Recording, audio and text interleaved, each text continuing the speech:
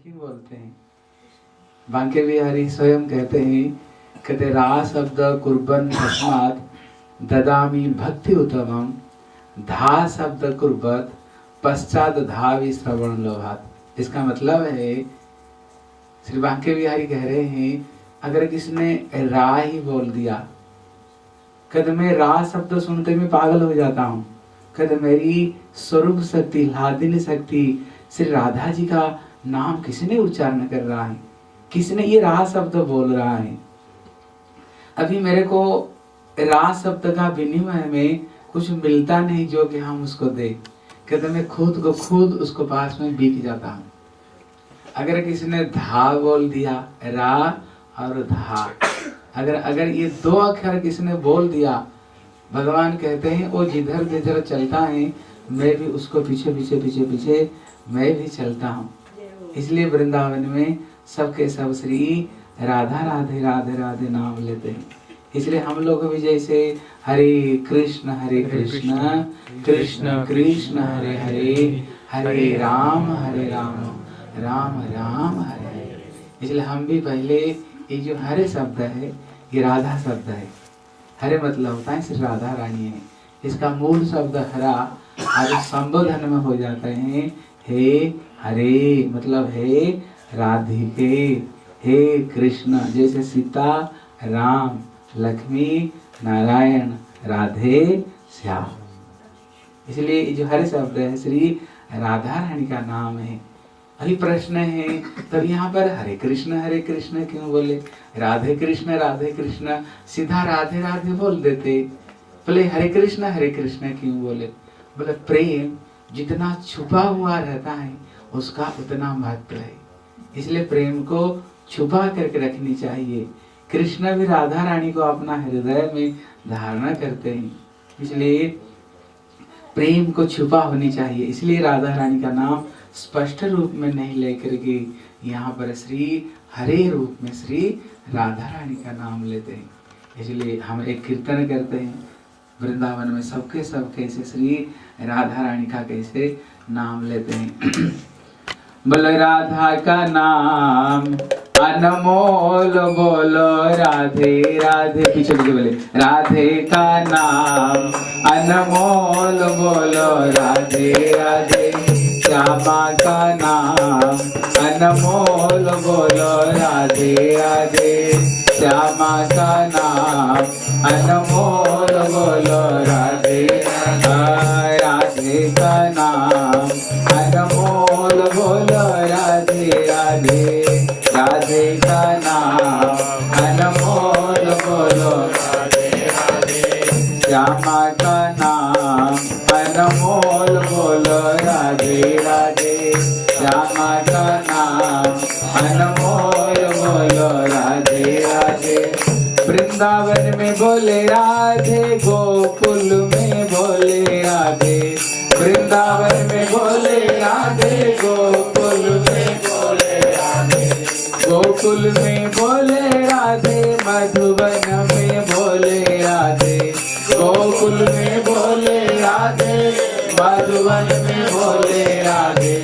यमुना के धार से आवाज आई राधे राधे। यमुना के धार से आवाज आई राधे राधे। राधा का नाम अनमोल, बोलो राधे राधे। राधा का नाम अनमोल, बोलो राधे राधे। गैया भी बोले राधे, बछड़े भी बोले राधे। गैया भी बोले राधे, बछड़े भी बोले राधे। गैया भी बोले राधे, बछड़े भी बोले राधे। गैया भी बोले राधे, बछड़े भी बोले राधे। दूध के धार से आवाज आई राधे राधे। दूध के धार से आवाज आई राधे राधे। राधा का नाम अनमोल, बोलो राधे राधे। राधा का नाम अनमोल, बोलो राधे राधे। श्यामा का नाम अनमोल, बोलो राधे राधे। राधे का नाम अनमोल बोलो राधे राधे। कोयल भी बोले राधे, तोते भी बोले राधे। कोयल भी बोले राधे, तोते भी बोले राधे। कोयल भी बोले राधे, तोते भी बोले राधे। कोयल भी बोले राधे, तोते भी बोले राधे। कान्हा के मुरली तेरा बाज आई राधे राधे। कान्हा के मुरली तेरा बाज आई राधे राधे। कान्हा के मुरली तेरा बाज आई राधे राधे। कान्हा के मुरली तेरा बाज आई राधे। राधा का नाम अनमोल बोलो राधे राधे। राधा का नाम अनमोल बोलो राधे राधे। श्यामा का नाम अनमोल बोलो राधे राधे। श्यामा का नाम अनमोल बोलो राधे राधे। ब्रह्मा भी बोले राधे, विष्णु भी बोले राधे। ब्रह्मा भी बोले राधे, विष्णु भी बोले राधे। ब्रह्मा भी बोले राधे, विष्णु भी बोले राधे। ब्रह्मा भी बोले राधे, विष्णु भी बोले राधे। शंकर के डमरू से आवाज आई राधे राधे। शंकर के डमरू से आवाज आई राधे राधे। शंकर के डमरू से आवाज आई राधे राधे। शंकर के डमरू से आवाज आई राधे राधे। राधा का नाम अनमोल बोलो राधे राधे। राधा का नाम अनमोल बोलो राधे राधे। श्यामा का नाम अनमोल बोलो राधे राधे। श्यामा का नाम अनमोल बोलो राधे राधे। चंदा भी बोले राधे, सूरज भी बोले राधे। चंदा भी बोले राधे, सूरज भी बोले राधे। तारा के छाया से आवाज आई राधे राधे। तारा के छाया से आवाज आई राधे राधे। राधा का नाम अनमोल बोलो राधे राधे। राधा का नाम अनमोल बोलो राधे राधे। श्यामा का नाम अनमोल बोलो राधे राधे। श्यामा का नाम अनमोल बोलो राधे राधे। ललिता भी बोले राधे, विशाखा भी बोले राधे। ललिता भी बोले राधे, विशाखा भी बोले राधे।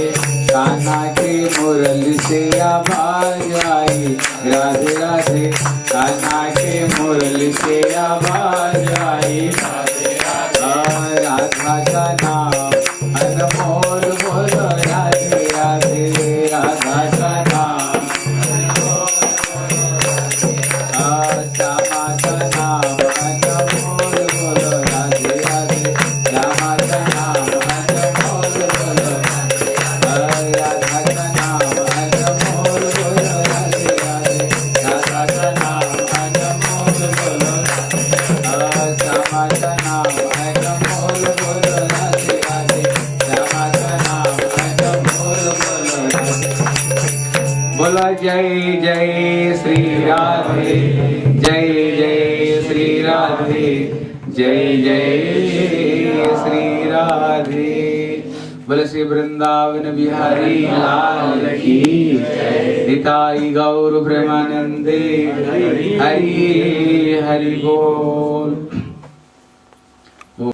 ज्ञानांजन शलाकया चक्षुरुन्मीलितं येन तस्मै श्री गुरवे नमः। गुरवे गौरचन्द्राय राधिकाय स्तदाय कृष्णाय कृष्णभक्ताय तद्भक्ताय नमो नमः। वाञ्छाकल्पतरुर्भस्य कृपा सिन्धुभैव च पतितानां पावनेभ्यो वैष्णवेभ्यो नमो नमः। श्री कृष्ण चैतन्य प्रभु नित्यानंद श्री अद्वैत गदाधर श्रीवासादि गौर भक्त वृंद।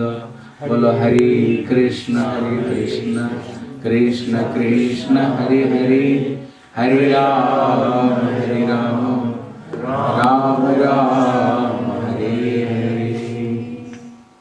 मैं सर्वप्रथम मेरे गुरुजी नितिल्ला विष्णु विष्णुपाद अष्टोदर सदश्री श्री श्रीमद् भक्ति श्री रूप सिद्धांत गोस्वामी महाराज तथा श्री शिक्षा गुरुपाद पद्म नितिल्ला विष्णु भक्ति वेदांत नारायण गोस्वामी महाराज जी को चरण सरोज में श्रद्धा पुष्पांजलि अर्पण करता हूँ। उपस्थित कृष्णा कथा विपासो माताएं पिताएं सभी को मैं जथायोग्य प्रणाम करता हूँ। आज हम लोगों का बहुत ही अच्छा दिन समझो। श्री तुलसीदास जी कहते हैं कि जगत में सब कुछ सुलभ है लेकिन साधु संग का बड़ा दुर्लभ है। इसलिए शंकर जी पार्वती को भी यही कहते हैं, बोले पार्वती जगत में सब चीज की सुलभ है लेकिन पार्वती सत्संगति दुर्लभ संसार। संसार में सत्संग का बड़ी दुर्लभ है। इसलिए श्री गोस्वामी श्री तुलसीदास जी भी कहते हैं एक घड़ी आधा से पुण्य आध, तुलसी सतसंगत में नाश सब अपराध। इसलिए श्री तुलसीदास जी भी कहते हैं जीवन में अगर एक घड़ी हो, एक घड़ी भले नहीं हो, आधा घड़ी नहीं तो उससे आधा की अगर आधा भी जीवन में अगर कोई सत्संग करे तो जीवन का सारे पाप को नष्ट कर देता है। इसलिए श्री गोस्वामी जी और भी कहते हैं कभी ये सत्संगत में सब कोई नहीं आ सकता है, कभी यही सारा कभी ये सत्संगत में सब जीव नहीं आ सकते। जो पुण्यात्मा है जिनका जन्म जन्मांतर का कोई पुण्य उदय हुआ हो तभी कोई ये सत्संगत में भगवत कथा में तभी कोई बैठ सकता है, तभी ये कथा को कोई श्रवण कर सकते हैं। इसलिए सत्संग की महिमा तो सब जगह में से सत्संग की महिमा को शंकर जी, ब्रह्मा जी, सुखदेव गोस्वामी, नारद जी सब जगह में सत्संग की महिमा गाते हैं। कहते श्री विभीषण जब लंका में पहुंचे माता सीता को ढूंढ रहे थे, माता सीता जी कहाँ हैं? कहीं माता सीता मिल नहीं रही थी। उन्होंने माता सीता को ढूंढते ढूंढते हठात उन्होंने एक तुलसी वृक्ष देखा। बोले लंकापुरी में तुलसी वृक्ष? ये तुलसी वृक्ष तो संतों का भक्तों का दरबार में होता है, लेकिन ये लंकापुरी में ये तुलसी वृक्ष कैसे आ गया? तब हनुमान जी वहां पर उतर करके देखा, वहां पर शंख चक्र गदा पद्म का चिन्ह है और लिखा हुआ श्री राम लिखा हुआ। बोले मेरे प्रभु का नाम, अरे ये शंख चक्र ये गदा पद्म का ये कैसे आ गया? अभी विभीषण सोच रहा है हो ना हो ये मायापुरी है, रावण का पुरी माया की पुरी है, मेरे को भ्रमित करने के लिए ये सब तो कोई सृष्टि नहीं किया। तब सूक्ष्म रूप में अंदर में प्रवेश किया, देखा विभीषण सो रहे हैं और उनका रोम रोम से श्री राम श्री राम श्री राम, जिनका रोम रोम से प्रभु का नाम उच्चारण हो रहा है। भले ये कभी कपटता नहीं हो सकता है। प्रभु का नाम किसका रोम रोम में प्रभु का नाम उच्चारण हो, ये कभी कपटता नहीं हो सकता है। ये जरूर भाई राम का विशेष भक्त है। जब हनुमान जी फिर विभीषण से मिलते हैं तो विभीषण ये बात को स्वयं कहते हैं कि आज मोए भरोसा होए हनुमंता, बिनु हरि कृपा मिला बिना मिला ही नहीं संता।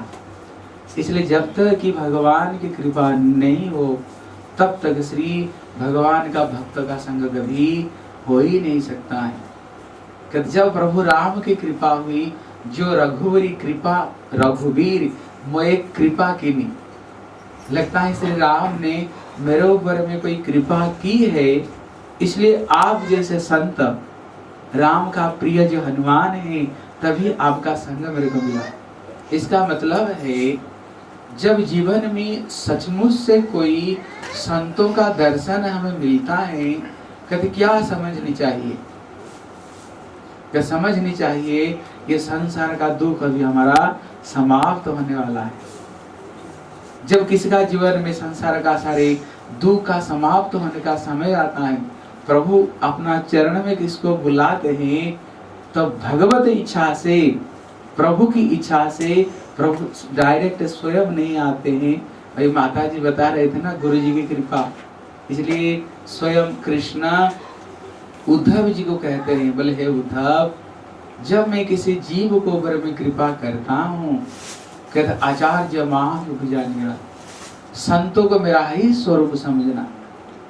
जब मैं किसी जीव को अपना चरण में बुलाना चाहता हूँ, तब ये संत रूप में ही मैं पहले आता हूँ और अपना कथा सुनाता हूँ, अपना ज्ञान देता हूँ, फिर भक्ति के उपदेश दे करके अपना चरण में उनको स्थान प्रदान करता।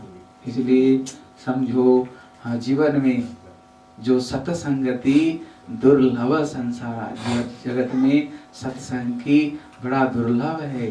इसलिए गोस्वामी जी और एक जगह में कहते हैं, सत्संगति होने पर क्या फल है, बोले झट उसका सत्संग को द्वारा झट फल मिलता है।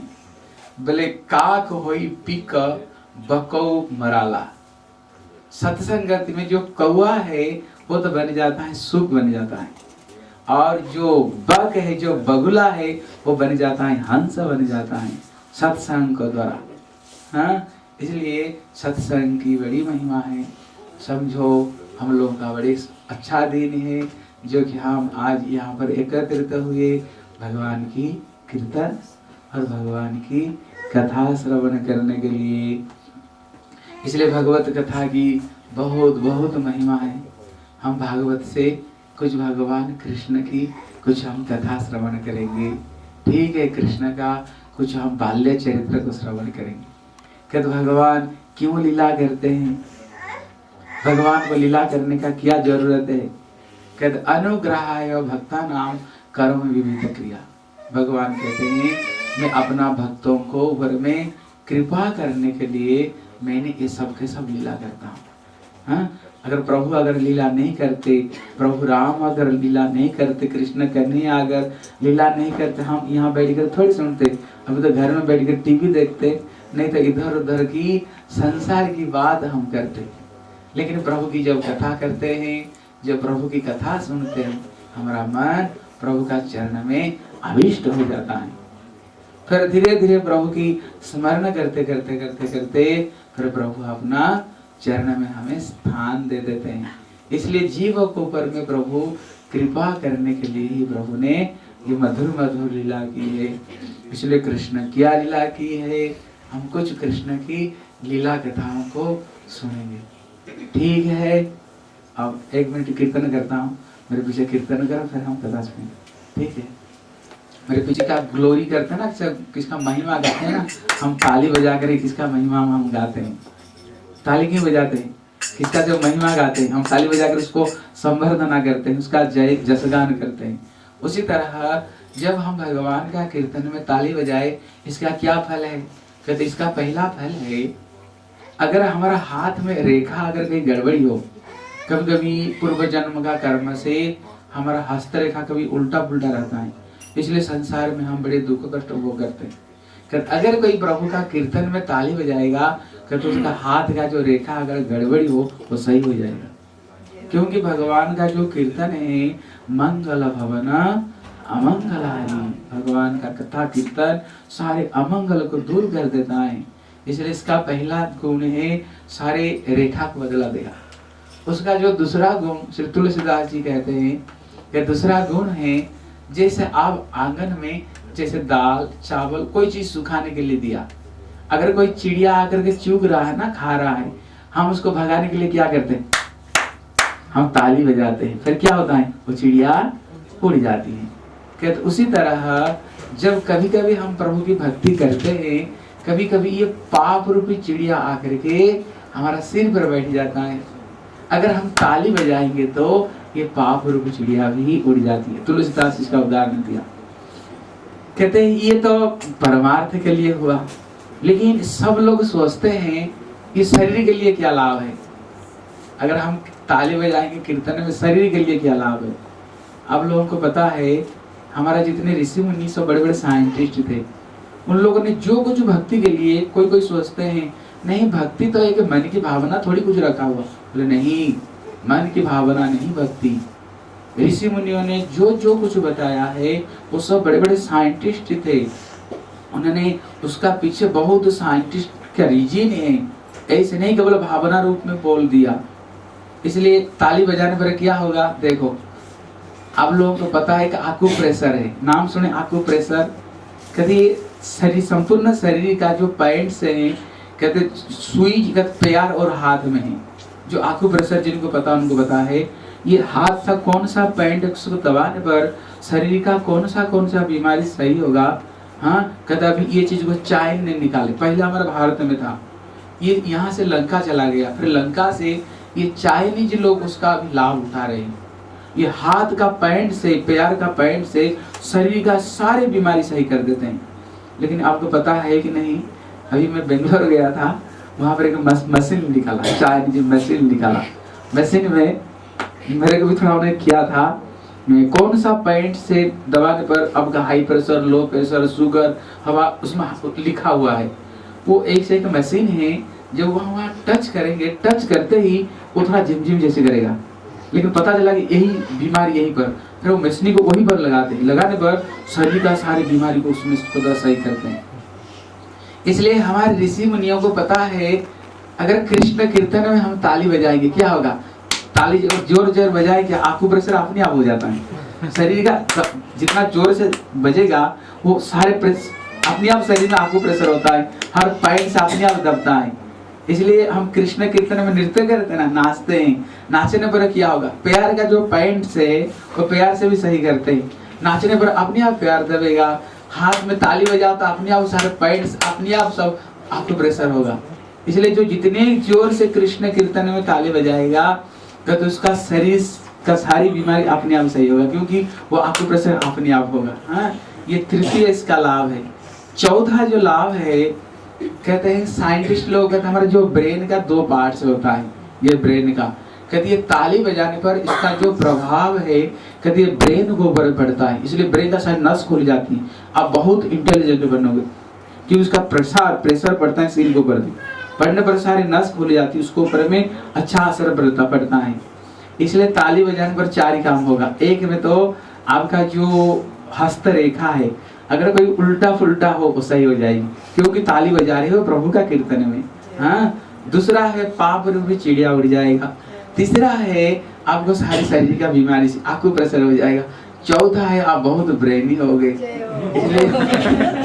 इसलिए जो जितने जोर से कृष्ण कीर्तन में ताली बजाएगा, समझो 4 लाभ है। इसलिए खूब कृष्ण कीर्तन में जितना जोर हो सकता है खूब जोर से ताली बजाओ। ठीक है, मेरे पीछे पीछे कीर्तन करो। हरे कृष्णा कृष्ण कृष्ण हरे हरे, हरे राम राम राम हरे हरे। बोलिए हरे कृष्ण कृष्ण कृष्ण हरे हरे, हरे राम राम राम हरे हरे। हरे कृष्ण कृष्ण कृष्ण हरे हरे, हरे राम राम राम हरे हरे। हरे कृष्ण कृष्ण कृष्ण हरे हरे, हरे राम राम राम हरे हरे। हरे कृष्ण कृष्ण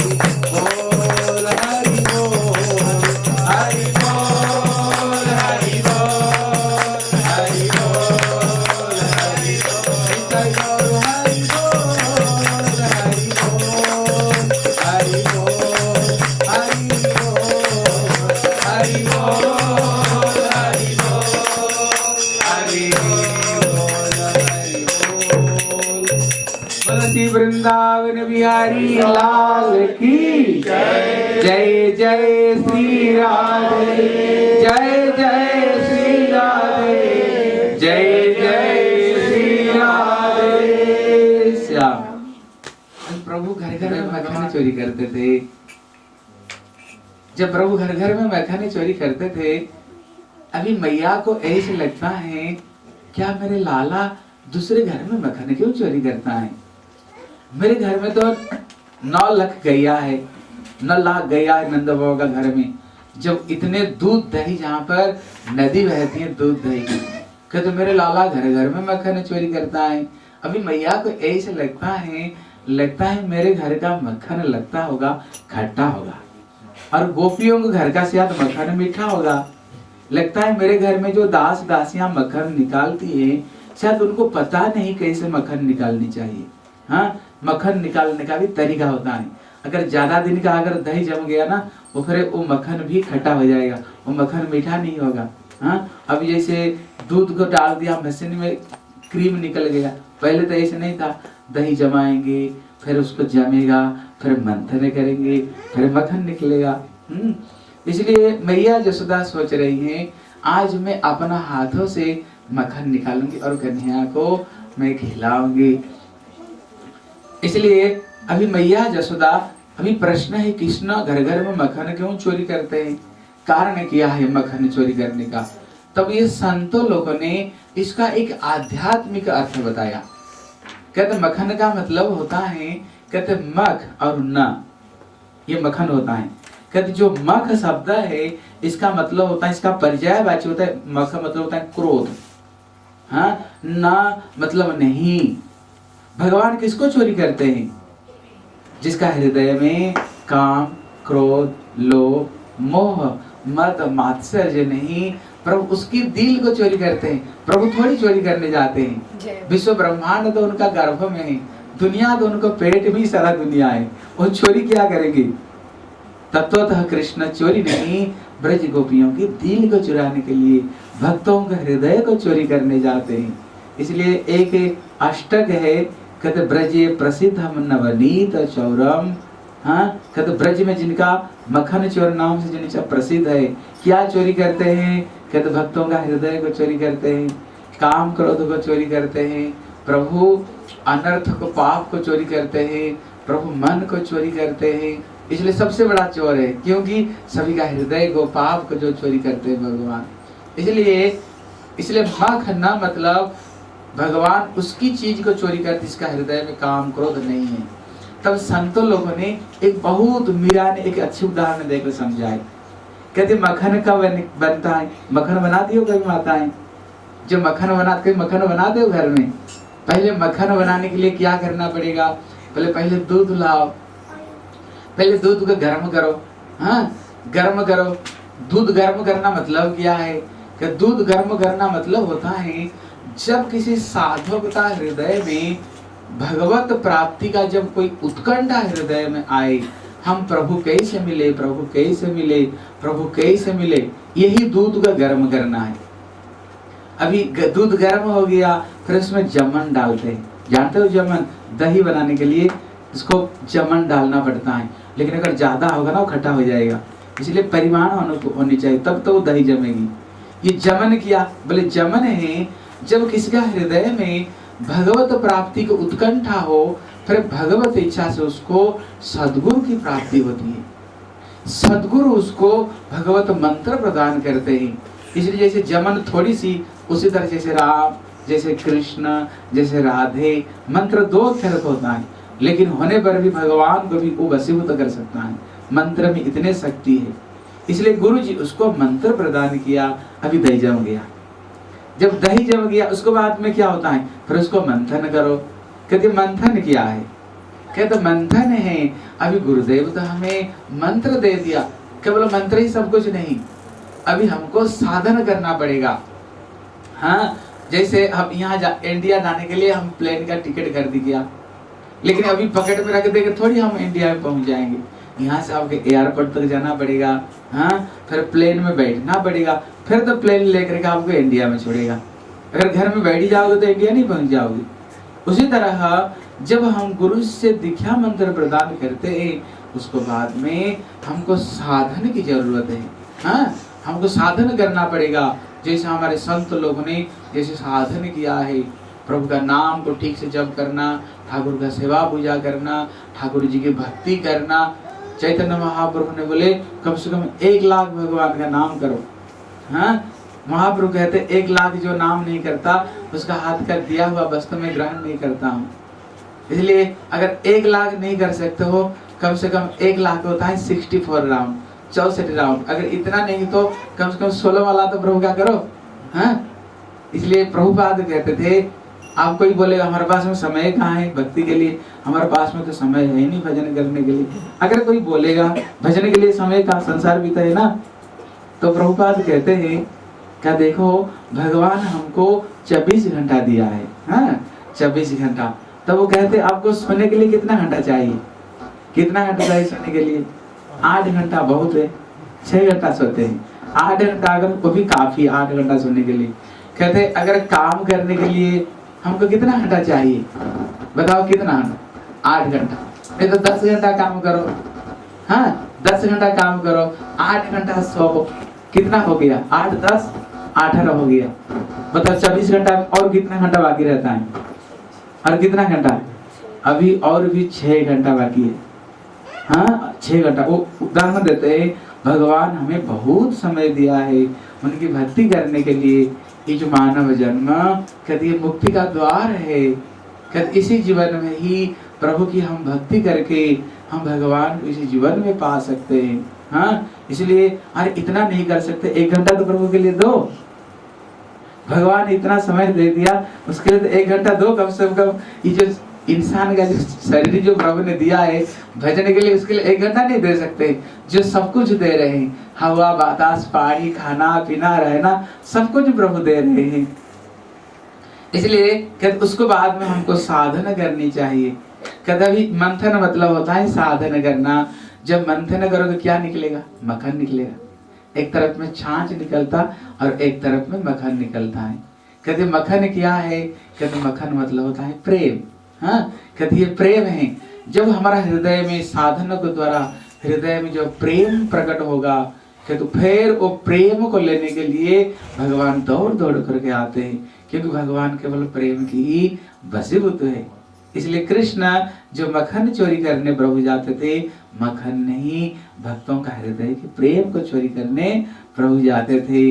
इसलिए भगवान जब ये मक्खन चोरी करते थे, मैया सोचती हैं लगता है मेरे घर का मक्खन खट्टा होता होगा, शायद गोपियों के घर का मक्खन शायद ज्यादा मीठा होता है, इसलिए मेरे लाला अपना घर का मक्खन छोड़ करके दूसरे घर में जाता है।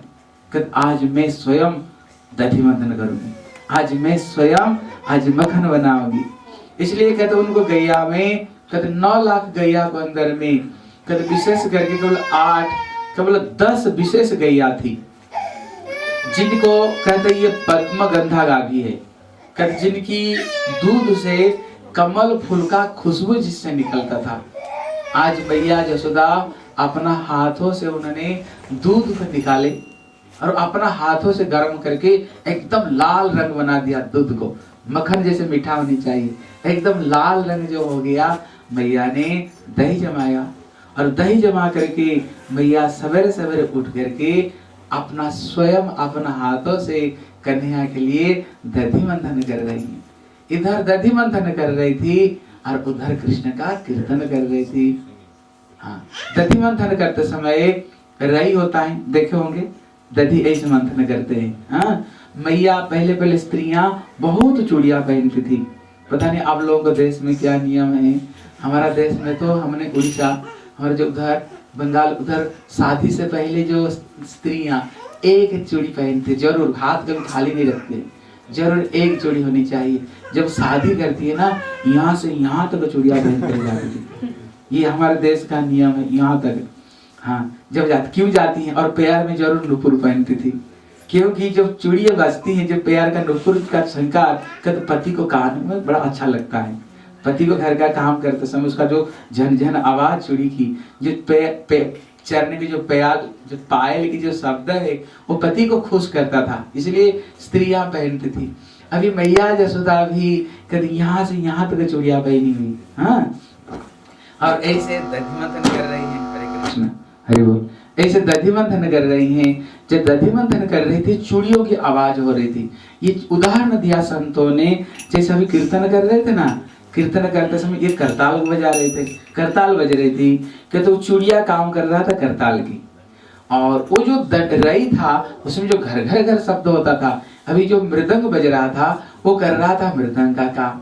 और इधर मैया जसोदा कीर्तन कर रही थी, कन्या की बड़ी सुंदर सुंदर कन्या की कीर्तन कर रही थी। बजाओ, हम कीर्तन करते थे। आयो नंदलाल, आयो गोपाल, दर्शन के प्यासी गुजरिया श्याम। आज मेरे अंगना में आयो नंदलाल, आयो गोपाल, दर्शन के प्यासी गुजरिया श्याम। आज मेरे अंगना में आयो नंदलाल, आयो गोपाल, दर्शन के प्यासी गुजरिया श्याम। आज मेरे अंगना में आयो नंदलाल, आयो गोपाल, दर्शन के प्यासी गुजरिया श्याम। कोरी कोरी मटकी में भोले भाली गई उनके, कोरी कोरी मटकी में भोले भाली, तेरे लिए दही करी राखी नंदलाल, आयो गोपाल, दर्शन के प्यासी गुजरिया श्याम। आज मेरे अंगना में आयो नंदलाल, आयो गोपाल, दर्शन के प्यासी गुजरिया श्याम। यहाँ पर मैया जसोदा सारी माताओं को शिक्षा दे रही हैं, क्योंकि वो माँ जसोदा है, माँ है ना। माँ क्या करती हैं, बच्चों को शिक्षा देती हैं। यहाँ पर मैया शिक्षा देती है, बोले देखो घर का काम तो हाथों से करो, लेकिन घर का काम मत समझो। क्या समझो? अपना घर को ठाकुर जी का मंदिर समझो। है तो सचमुच ठाकुर जी का ही घर है। हम तो 2 दिन का मालिक बनेंगे, हाँ, लेकिन जब परमात्मा शरीर से निकल जाए, जिसको हम घर कहते हैं, उसमें हमको 1 घंटा भी ज्यादा रहने नहीं देंगे। बोले जल्दी निकालो शरीर को। जिस शरीर को स्नान करके छूते थे, उसको छू करके फिर हमको स्नान करना पड़ता है, हाँ। इसलिए घर किसका है? घर ठाकुर जी का घर है, हाँ। समझो ये ठाकुर का दरबार है, घर हमारा नहीं, ठाकुर जी का घर है। और उसमें जो कुछ बनाओ, समझो कि आप ठाकुर जी की सेवा कर रहे हैं। रसोई बना रहे हैं, किसके लिए बना रहे हैं? ठाकुर जी को भोग लग गया, हाँ। ठाकुर जी को बाजार मार्केटिंग करने जा रहे हैं। बोलो किस लिए जा रहे हो? बोले ठाकुर जी का रसोई बनेगा ना, इसलिए हम सब्जी लेने जा रहे हैं। घर में झाड़ू लगा रहे हो? बोले कहाँ झाड़ू लगा रहे हो? बोले ठाकुर जी का मंदिर में झाड़ू लगा रहे हैं, हाँ। बच्चों को थपथप लगाकर बच्चों को सिला रहे हो? बोले बच्चे किसके? बोले ठाकुर जी के बच्चे हैं, बच्चे तो है ही उनके, हाँ। इसलिए ये सबको जो ठाकुर जी को के लिए लगा दो। जितने जो कुछ करते हैं सब चीज भगवान को साथ में जोड़ देनी चाहिए, फिर ये सबके सब भगवान की भक्ति हो जाएगी। इसलिए मैया जसोदा शिक्षा देती है, हाथ में तो काम करो, लेकिन मुंह में क्या करो? मुंह में श्री भगवान का नाम लिया करो, मुंह में कृष्णा कीर्तन करो। ये जो मृदंग है ना, जब मृदंग बजाते, जैसे मैया जसोदा घर घर शब्द, वो मृदंग का आवाज था। कहती मृदंग में जो शब्द होता है, आप लोग ध्यान करके देखना, उसमें शब्द होता है धीक तांग धीक तांग धीक तांग, ये शब्द होता है, ये मृदंग शब्द। बोले इसका मतलब क्या? तांग मतलब उसको, धीक मतलब अधिकार है। बोले किसको अधिकार है? बोले जिनको भगवान कृपा करके ये इंसान का जीवन तो प्रभु बड़े भाग्य से मानव शरीर दिया है, बड़ा भाग मानस तन बाबा। प्रभु राम स्वयं अयोध्या वासियों को कहते हैं, बोले हे अयोध्या वासियों, ये इंसान का जीवन साधारण जन्म नहीं, बड़े भाग्य से ये जीवन मिला है। लेकिन जिनको प्रभु ने कृपा करके ये मानव शरीर तो दे दिया, लेकिन ये शरीर पा करके जो भगवान का भक्ति नहीं कर रहे, दिन रात केवल विषय में पड़े हुए, कहते धिक तांग धिक तांग धिक तांग। उनका जीवन को धिकार है, उनका जीवन तो बर्बाद जा रहे। हाँ, ये मृदंग कहते इसको हम नित्यानंद प्रभु का बलदेव स्वरूप मानते हैं। ये गुरु है। जैसे गुरु जीव को ज्ञान प्रदान करते हैं। गुरु मतलब होता है बोले गुकार अंधकारत्व। गु मतलब अंधकार है, बोले रुकार तत्व निरोधक, जो हमारी हृदय की अज्ञान रूपी अंधकार को हटा करके हमारा हृदय में जो दिव्य ज्ञान प्रदान करके, ये गुरु जी का काम है। हाँ, इसलिए गुरु रूप में हमको यही सिखा देते हैं जीवन में भगवान की भक्ति करनी चाहिए। जो मैया जसोदा घर की काम कर रही हैं और कन्हैया की कीर्तन कर रही है। कृष्ण तो सो रहे थे। हाँ, जब कृष्ण सो रहे थे तो प्रभु कैसे रह सकते हैं अगर जहाँ पर कृष्ण कीर्तन हो। इसलिए इतने में कृष्ण का नींद खुल गई। बोले मैया कहाँ गई, मैया कहाँ गई, मेरे को भूख लग रहा है, अभी मैं दूध पीऊंगा। इसलिए देखा मैया तो दधि मंथन कर रही है। यहाँ पर सिखा देते हैं, भगवान कहते मैं रहता हूँ कहाँ पर। कभी नारद जी प्रश्न किया भगवान को, बोले प्रभु आप कहाँ रहते हो। बोले नारद मद भक्ता जत्र गायंती तत्र तिष्ठा में नारद, कहीं जहाँ पर मेरे भक्त लोग मेरे कीर्तन करते हैं मैं वही रहता हूँ। अगर हाथ में काम करो, अगर मुंह में कृष्ण कीर्तन करो ना, फिर भगवान कहीं रह नहीं सकते। भगवान फिर दौड़ दौड़ करके हमारे पास में भगवान फिर आ जाएंगे, कृष्ण हमारे पास में आ जाएंगे। इसलिए अभी कृष्ण आ गए, आकर के मैया को पीछे पकड़ लिए। बोले मैया मैया मेरे को भूख लग रहा है, मेरे को दूध पिला दे।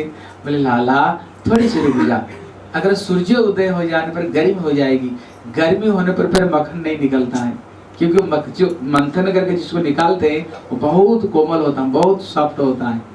बोले फिर सूर्य उदय होगा तो मक्खन नहीं निकलेगा। लाला थोड़ी सी रुक जा, तेरे को दूध भी पिला दूंगी और तेरे को मक्खन भी खिला दूंगी।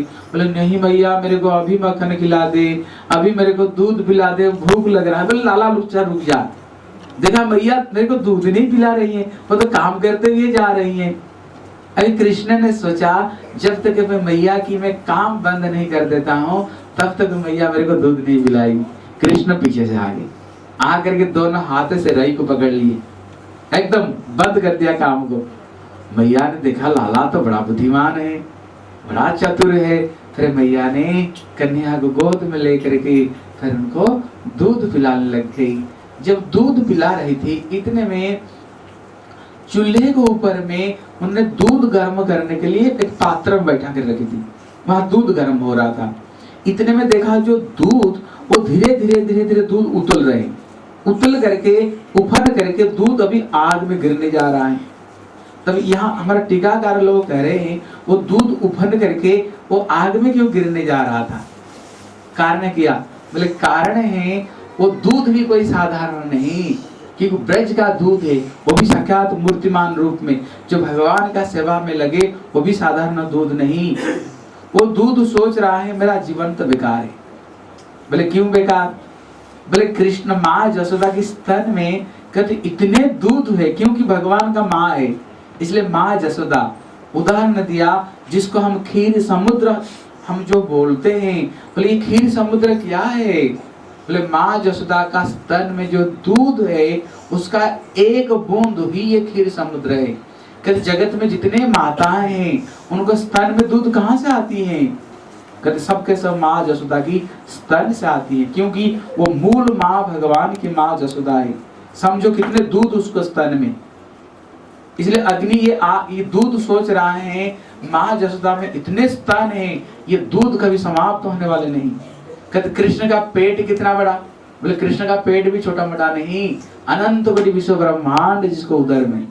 माँ को उन्होंने दिखा दिया मिट्टी खाते समय। बोले माँ देख मेरे मुंह में क्या है, तुम भी मेरे में पेट में ही तुम भी हो।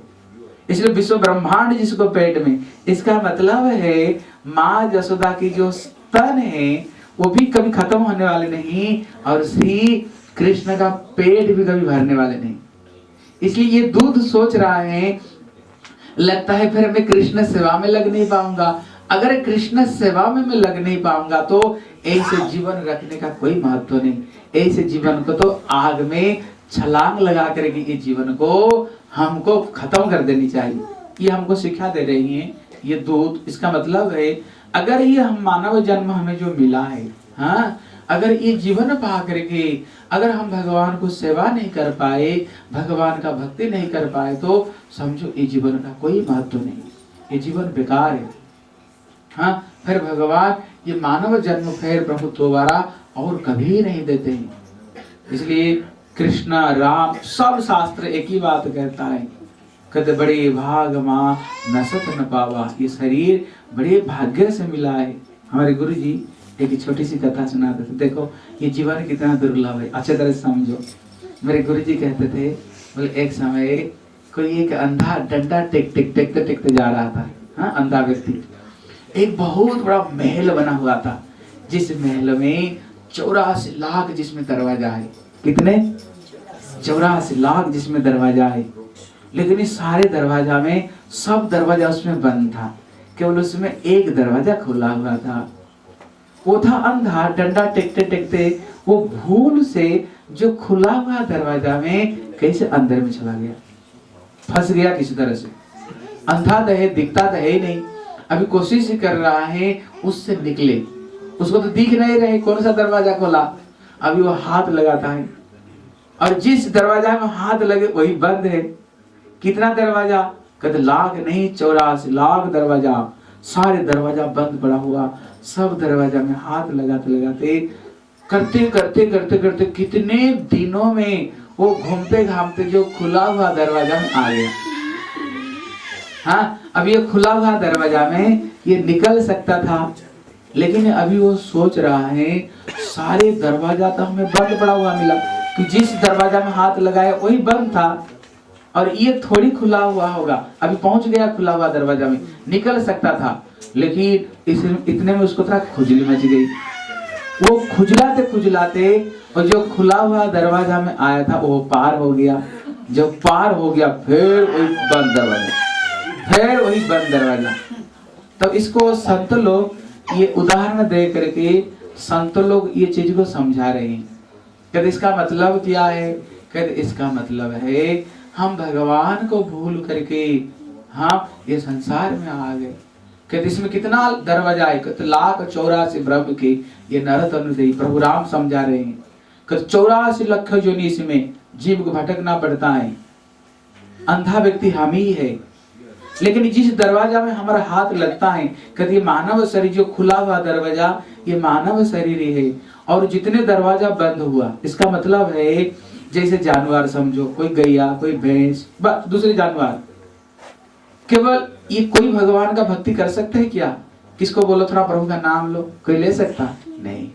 जैसे हम बैठ कर कथा सुन रहे हैं, यहाँ बैठ करके अगर कोई सुअर आ जाए, बोले भैया यहाँ सत्संग हो रही है, थोड़ा सत्संग सुना है, अगर सुअर दरवाजे तक आ जाएगा ना, उसको डंडा लेकर हम भगाएंगे। अगर कोई कुत्ता भी आ जाएगा उसको डंडा लेकर भगाएंगे। इसका मतलब है ये सत्संग में, भजन का बात तो दूर है, ये सत्संग में बैठने का जो अधिकार है, कहते ये मानव जन्म को छोड़ करके और किसका अधिकार ही नहीं सत्संग में बैठ कर कथा भी सुने।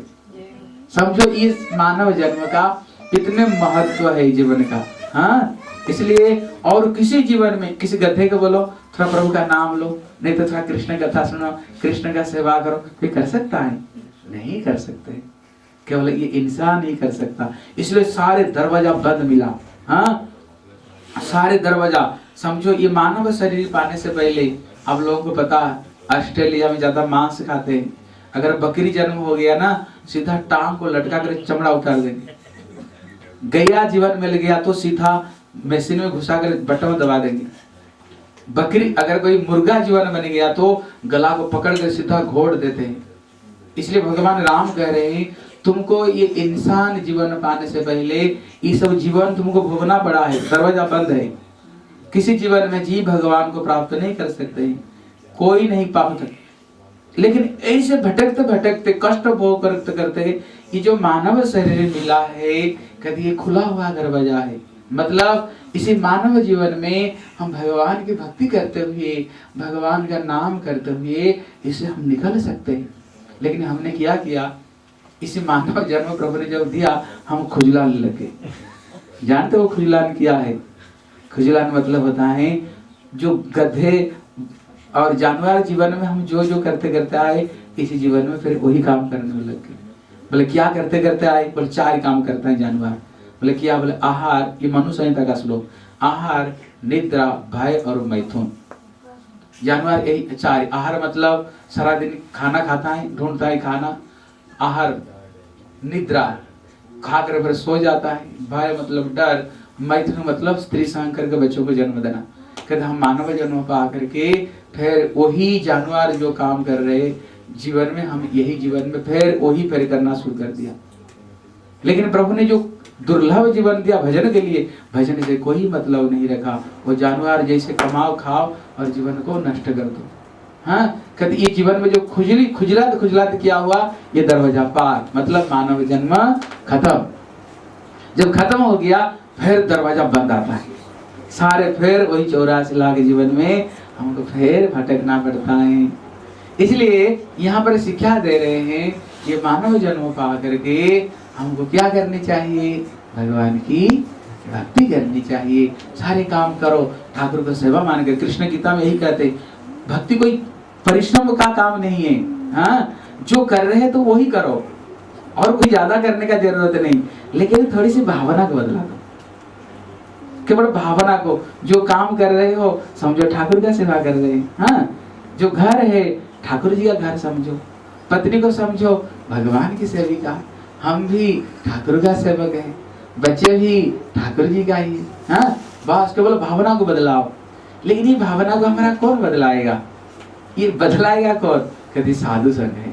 इसलिए बताया, बिनु सत्संगे विवेक ना होई, राम कृपा बिनो सुलभ नासन। ये केवल सत्संग से होता है। हाँ, भक्तों का संग जब हम करेंगे वे हमारा भावना को बदला सकते हैं। बस हमारा बेड़ा पार ही। और कुछ देखो, यहाँ पर हमारे गुरु भाई कुछ बैठे, यहाँ पर देखो देखो ये बच्चे को देखो, यहाँ पर हमारे प्रभु जी बैठे हुए, वो भी काम करते हैं। लेकिन उनका बच्चों को देखो, गला में तुलसी कटी है, बच्चे भी तिलक लगाते हैं। घर में पत्नी ठाकुर का सेवा पूजा करती है, भोग लगाती है। देखो वो भी करते सब कुछ, लेकिन भगवान भक्ति कर रहे हैं, प्रभु का नाम करते हैं। उनका घर में जाकर देखोगे, घर में अब उनके घर में घुस जाओ, लगेगा नहीं किसी घर में आ गई, अब लगेगा किसी मंदिर में आए। क्योंकि इधर उधर कहीं तस्वीर नहीं देखोगे, कोई हीरो हीरोइन का तस्वीर नहीं देखोगे, उनके घर में भगवान का तस्वीर देखोगे। सुंदर ठाकुर जी के लिए प्रसाद बनाते हैं, ठाकुर जी का घर है, बच्चे भी सबके सब प्रभु का नाम करते हैं। हाँ, कोई ज्यादा परिश्रम नहीं है, जो कर रहे हैं तो वही करना, लेकिन थोड़ी सी हमें अपना भावना को बदलानी चाहिए। बस इसको द्वारा ही हमारी बेड़ा पार हो जाएगी। बोले श्री वृंदावन बिहारी लाल की जय। जय श्री राधे, जय जय श्री राधे, जय जय श्री राधे। लेकिन और एक चीज है, और एक चीज है, हमको थोड़ा खान पान का थोड़ा विचार रखनी चाहिए। हाँ, कृष्ण गीता में कहते हैं, आहार शुद्ध है सत्व शुद्ध है। जब तक आहार शुद्ध नहीं करेंगे तब तक ये शरीर शुद्ध नहीं होता है। आपका हिंदी में एक कहावत है, जैसे खाएगा अन्न वैसे बनेगा मन। क्योंकि जैसे खाएंगे वही तो खून बनेगा, वही ब्रेन बनता है। इसलिए भगवान गीता में कहते हैं, थोड़ा आहार, गंदी चीज को हमको छोड़नी चाहिए। हाँ, गंदी चीज को, जैसे शराब नहीं पीनी चाहिए, मांस नहीं खानी चाहिए, मछली नहीं खानी चाहिए, पान बीड़ी सिगरेट, ये सब चीज को, गंदी चीज को हमको छोड़नी चाहिए। तब तक फिर भजन होगा। नहीं तो ये सब चीज खाने से शरीर में तमोगुण आता है, तमोगुण करने पर आप भजन नहीं कर सकते। अभी हम आए पर्थ गए थे, पर्थ, वहां पर हमारे एक भक्त है, एक परिवार है। देखो, अगर आप खान पान नहीं बदलाएंगे, घर में भी अशांति कैसे हो जाएगा। वहां पर दो पति पत्नी, वो गुजराती है। पत्नी तो बड़ी भक्ति करती थी, लेकिन वो पति भजन नहीं करता था। पति शराब पीता था, खूब शराब पीता था पति। उसको, बल्कि पति भजन तो करता नहीं था, पत्नी को ही बोलता था, किस लिए जाते हो इतना साधु संतों के पास में, क्या जरूरत है माला लेकर भजन करने का। लेकिन उसको पत्नी जब देखा वो शराब पीता है, उसका बच्चा भी शराब पीना शुरू कर दिया। जब बच्चा शराब पीना शुरू कर दिया, घर में अशांति शुरू हो गया। वो शराब पीकर उल्टा पुल्टा करने लग गया। फिर देखा, और एक परिवार, भक्त का परिवार, जो कि परिवार एकदम शुद्ध है, हमारे गुरु जी का शिष्य है, उनका एक बेटा है, एक बेटी है। उसका बेटा इतना इंटेलिजेंट है, दोनों भक्त है। संपूर्ण ऑस्ट्रेलिया में अंग्रेज में वो फास्ट आया है, 14 साल का लड़का है। उसका नाम जसोदानंदन है। हाँ, उसका परिवार, उसने देखा भाई इनका परिवार में बड़ा शांति है, बच्चे लोग कोई उल्टा पुल्टा खाते नहीं, भगवान का भक्ति करते, घर का वातावरण शांत वातावरण है, बड़ा आनंद वातावरण। उसको पिता के दिमाग में ये चीज आया, मैं शराब पीने का नाते मेरा बेटा इतना गंदा काम नहीं किया, और बेटा को मैं बता नहीं सकता हूँ कि मैं स्वयं शराब पीता हूँ, बेटा को नहीं बता सकता हूँ कि स्वयं शराब पी रहा हूँ, कैसे बताऊंगा। फिर उसको दिमाग में आया मैंने गंदा रास्ता में गया। फिर उसने फिर बदल गया, पत्नी को बोला तू सही रास्ता पर गई हो, मैं पहले तुमको टोक रहा था, हाँ, लेकिन देखा तुम सही रास्ता पर गई। उसने फिर बदल गया, बदलत गया, लेकिन अभी बेटा को बदला नहीं पा रहा। बेटा शराब पीकर घर में आता है और बड़े उत्पात करता है, अभी बेटा को सुधार नहीं पा रहा है। हम इस बार गए थे, हम भी थोड़ा समझाए उसको, बच्चे को थोड़ा समझाए, बोले कि आपका ही दोष है, आप स्वयं शराब पिए, बच्चों को क्या सिखाओगे, शराब मत पियो। इसलिए अगर सही नहीं बनेंगे फिर बच्चों को अभी हम सही नहीं बना सकते। अगर हम स्वयं अच्छे बनेंगे बच्चों को भी अच्छे रास्ता पर बता सकते हैं।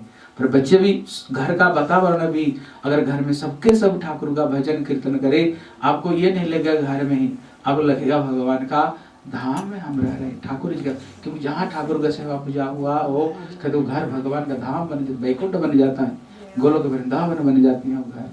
इसलिए आप लोग से प्रार्थना है, देखो यहाँ पर ये हमारे भक्त है, ये भी माता जी, देखो इनका बच्चे देखो तिलक लगाए, मृदंग बजा रहे, ठाकुर का भजन कर रहा है। हाँ, देखो उनका पूरा घर में जाकर देखना, ये बच्चा उठ करके 4 बजे स्नान करता है और स्वयं ठाकुर जी का आरती करता है और पिता माता कीर्तन करते हैं। हमारे घर में भी जाएंगे, देखो बच्चे पढ़ रहे हैं, पढ़ाई अच्छे कर रहे हैं, भजन कर रहे हैं। इसलिए हम पिता माता जैसे करेंगे बच्चों को तो वही सिखा देंगे। इसलिए हम चाहते हैं आपका घर घर भी भगवान का धाम बन जाए, आप भी संतों से जुड़ो, आप भी भक्तों से जुड़ो। हाँ, आप ये सोचोगे नहीं अगर हम वेजिटेरियन बनेंगे, कभी किसको मन होता है, फिर बच्चे लोग फिर वेजिटेरियन खाएंगे तो फिर दिमाग नहीं बनेगा, हाँ, फिर ऐसे बुद्धि नहीं होगा, ये गलत धारणा है। अभी आए हम कहाँ से, मेलबर्न से आए, एक परिवार इंडियन परिवार उनके घर में थे, कर लगे। उसका जो बेटा है वो क्लास में एकदम फास्ट आया है, क्लास में वो वेजिटेरियन 14 साल का लड़का है, 12 क्लास में, तो क्लास में फास्ट हो। हमारे जितने भक्त लोग हैं, जितने वेजिटेरियन जहाँ गए सबके सब क्लास में फास्ट आते हैं। वेजिटेरियन में ज्यादा बुद्धिमान होते हैं, हाँ, ज्यादा बुद्धिमान बनते हैं। इसलिए हम सोचते हैं कुछ भ्रम धारणा है, अगर हम वेजिटेरियन बनेंगे हम कमजोरी हो जाएंगे। किस लोगों का धारणा है कमजोरी हो जाएंगे, बोले नहीं, कमजोरी नहीं, ज्यादा बलवान होते हैं। देखो साइंटिस्ट क्या उदाहरण देता है, ये चीज को समझो और अपना दिमाग में बैठाओ। साइंस क्या बोलता है कि जितने अब बड़े बड़े साइंटिस्ट देखो, फिलोसोफर देखो, जिनका नाम लोग सब वेजिटेरियन, कोई नॉन वेजिटेरियन नहीं मिलेगा हमको। तो साइंटिस्ट इसका उदाहरण दिया है, देखो चीज समझो।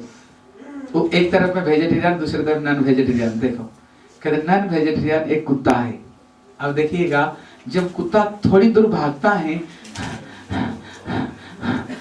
अपने लगता है, वो सोता हुए भी कुत्ते को देखोगे वो भी 24 घंटा देखो हाफते हुए, वो नॉन वेजिटेरियन है। एक बाघ को आप चिड़ियाघर में जाकर देखो, बोले पृथ्वी में सबसे जो लेजी जो जानवर बताया ये बाघ है। ये नॉन वेजिटेरियन आप कभी चिड़ियाखाना में जाकर देखो, दिन भर सोते हुए देखोगे और पड़े हुए। अब जाकर देख लेना चिड़ियाखाना में जाकर, आप एक शेर को नॉन वेजिटेरियन, आप कहीं भी चिड़ियाखाना में जाओ देखना, शेर ऐसे करके बैठता है दिन भर हाँफते हुए देखोगे।